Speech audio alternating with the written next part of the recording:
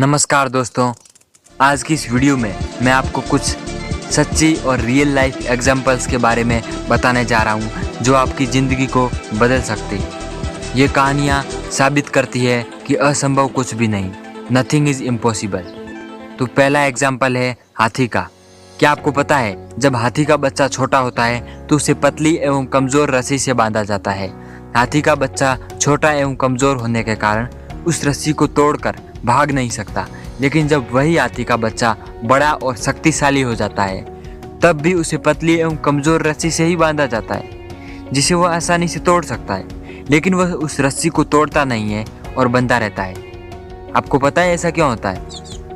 ऐसा इसलिए होता है क्योंकि जब हाथी का बच्चा छोटा होता है तो वह बार बार रस्सी को छुड़ाकर भागने की कोशिश करता है, लेकिन वह कमज़ोर होने के कारण उस पतली रस्सी को तोड़ नहीं सकता और आखिरकार यह मान लेता है कि वह कभी भी उस रस्सी को तोड़ नहीं पाएगा।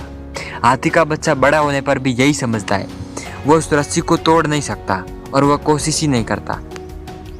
इस प्रकार वह अपनी गलत मान्यता अथवा रॉन्ग बिलीफ सिस्टम के कारण एक छोटी सी रस्सी से ही बंधा रहता है, जबकि वह दुनिया के सबसे ताकतवर जानवरों में से एक है। दूसरा एग्जाम्पल है भौरे का।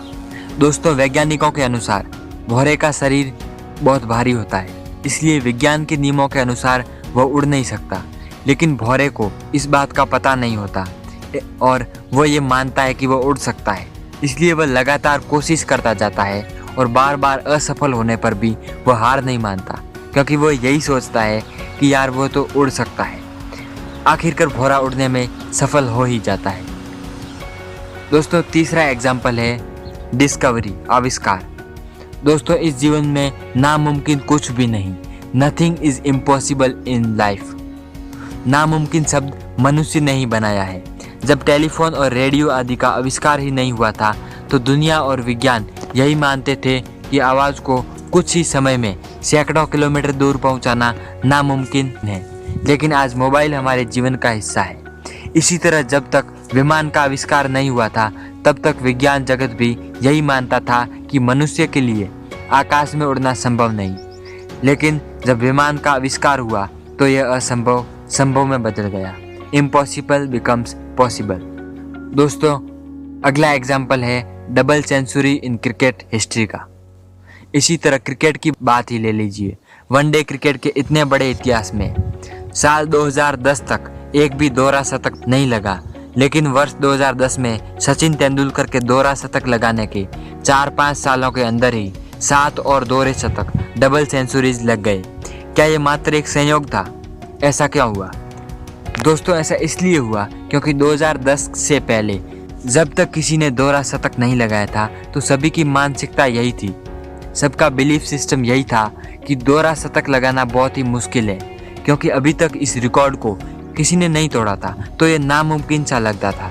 लेकिन जब सचिन ने दोहरा शतक लगाया तो सभी की मानसिकता बदल गई और ये लगने लगा कि दोहरा शतक लगाना मुश्किल है पर नामुमकिन नहीं। इस दुनिया में नामुमकिन कुछ भी नहीं, nothing is impossible in this world. नामुमकिन हमारा भ्रम या गलत मान्यता है जो आखिरकार में गलत साबित होती है। हम वो सब कर सकते हैं जो हम सोच सकते हैं और हम वो सब सोच सकते हैं जो हमने आज तक नहीं सोचा। हम गलत धारणाएं, रॉन्ग बिलीफ्स बना लेते हैं और हमें इसी कारण कोई कार्य मुश्किल या असंभव लगता है। हम आज जो भी हैं वो हमारी सोच का ही परिणाम है। हम जैसा सोचते हैं वैसा बन जाते हैं। We become what we think. असंभव या नामुमकिन, इम्पॉसिबल हमारी सोच का ही परिणाम है। हमारे साथ वैसा ही होता है जैसा हम मानते हैं और विश्वास करते हैं। भौरा विज्ञान के नियमों के अनुसार उड़ नहीं सकता, लेकिन वह मानता है कि वह उड़ सकता है, इसलिए वह उड़ जाता है। जबकि हाथी कमज़ोर रस्सी को आसानी से तोड़ सकता है, लेकिन वह मानता है कि वह उस रस्सी को तोड़ नहीं सकता, इसलिए वह रस्सी को तोड़ नहीं पाता।